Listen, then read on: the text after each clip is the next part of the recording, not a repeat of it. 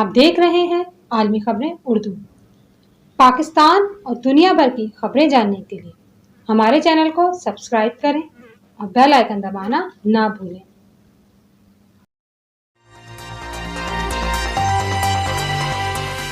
پاکستان میں احساس emergency programme سے 9 اپریل سے اب تک 49 ارب سے زائد رقم خاندانوں میں تقسیم۔ بلوچستان اور سندھ میں شہریوں کا ناک اور منہ ڈھانپنا لازمی قرار دے دیا۔ خلاف ورزی کرنے والوں کے خلاف کارروائی ہوگی۔ عوام اپنی آزادی کے لیے آگے بڑھیں۔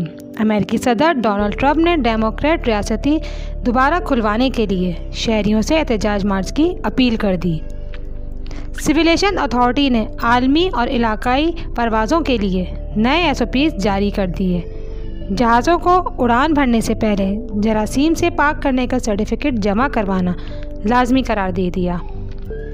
گورنر مدینہ منورہ شہزادہ فیصل بن سلمان نے کہا ہے کہ سعودی عرب میں کام کرنے والے غیر ملکی کارکنان ہمارے مہمان ہیں، ان کی فلاح و بہبود اور حفاظت کرنا ہماری ذمہ داری ہے۔ سماجی تنظیم نے جنگ زدہ ملک شام میں بم دھماکوں سے سہمے بچوں کے چہروں پر مسکراہٹ بکھیر دی۔